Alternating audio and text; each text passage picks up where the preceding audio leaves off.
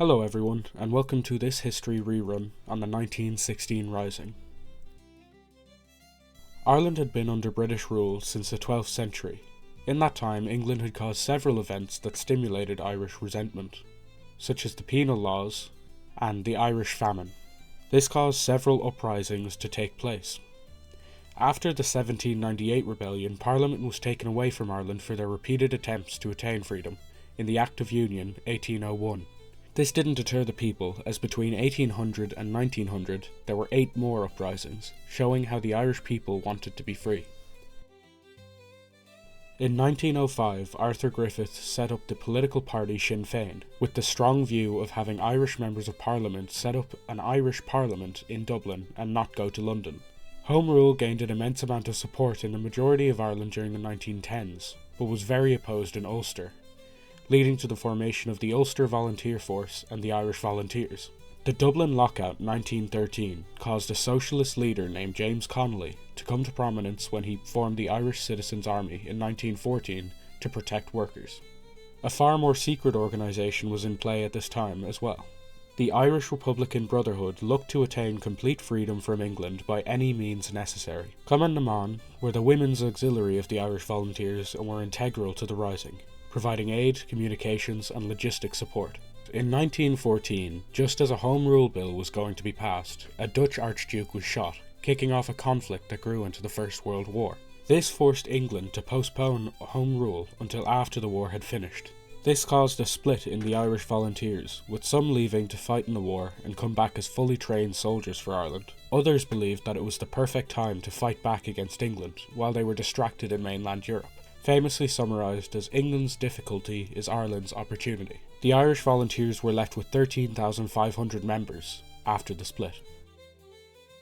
At the funeral of the prominent figurehead and leader O'Donovan Rossa, Patrick Pearse gave a speech and call to arms to the people of Ireland, stating Ireland unfree shall never be at peace. After the funeral of O'Donovan Rossa, the IRB, ICA and Cumann na mBan were all communicating with each other about an uprising, but they were severely outmatched by the British Army and needed the Irish Volunteers on board. Owen MacNeill, leader of the Irish Volunteers, was against the idea of an uprising, believing Ireland stood no chance against the British. However, the other leaders were able to convince him through 2 methods: the Castle document and the Odd.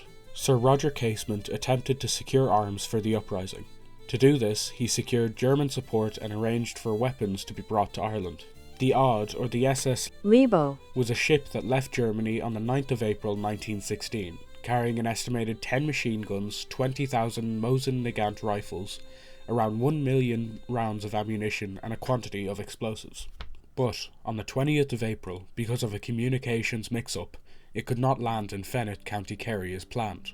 British ships then blockaded the boat and escorted it towards Cork Harbour, where, rather than have the munitions captured, Captain Spindler ordered for the ship to be scuttled. The Castle document was a document that seemed to come from Dublin Castle, stating that all the leaders of Sinn Féin, the Irish Volunteers and the Gaelic League were to be arrested and several locations raided, with Joseph Plunkett forging and printing the document to get Owen MacNeill to agree to the Easter Uprising.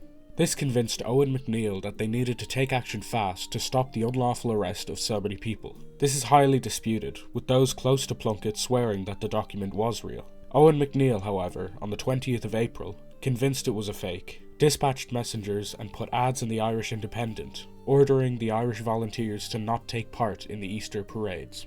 Without the help of the Irish Volunteers, the Rising was never going to work. Patrick Pearse suggested that the Rising should still go ahead and act as a blood sacrifice for the freedom of Ireland, and that they should become martyrs of Irish freedom.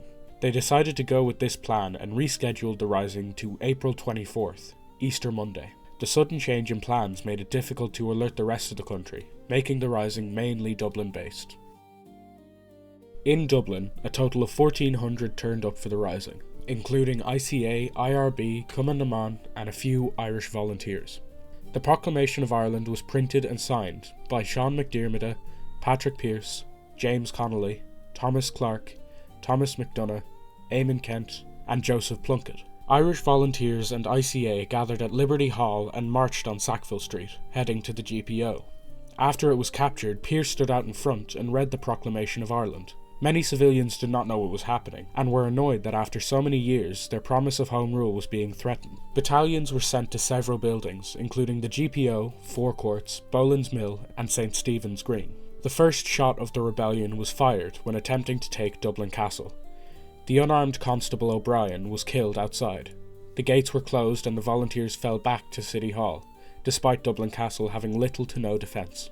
Dublin civilians, who lived in some of the poorest conditions in Europe, began looting shops.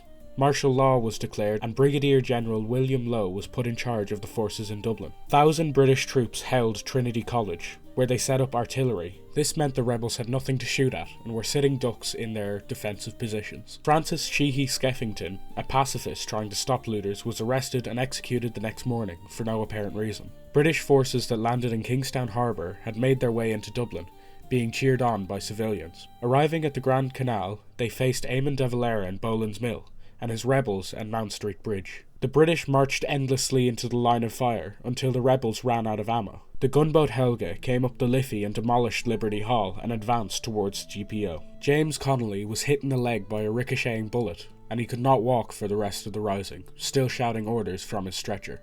British soldiers began burrowing through houses to get better positions, killing civilians who were accused of being rebels. General Sir John Maxwell was sent to Ireland with reinforcements.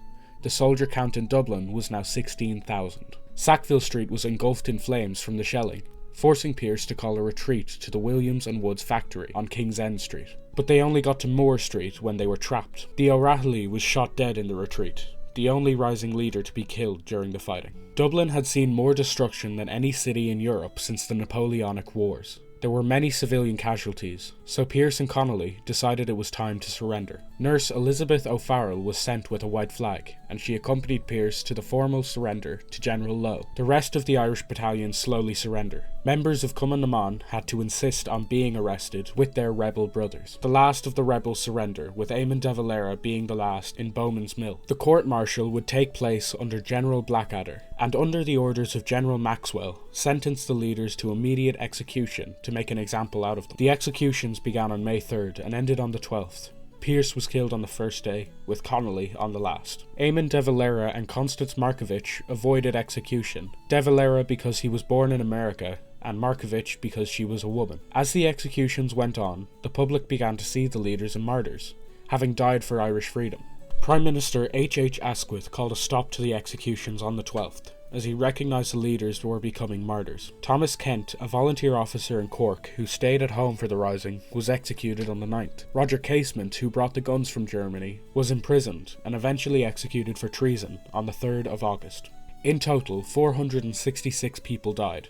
254 civilians, 132 British, and 64 rebels. 2,200 civilians were also injured. 3,000 people were arrested on suspicion of taking part in the rising. Irish soldiers returning from World War I were shunned for fighting for the British.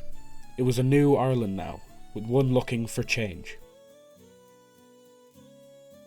Thank you everyone for watching this video. I hope it helps in your study of Irish history. My next video will be on the War of Independence and Civil War. Now go write an essay.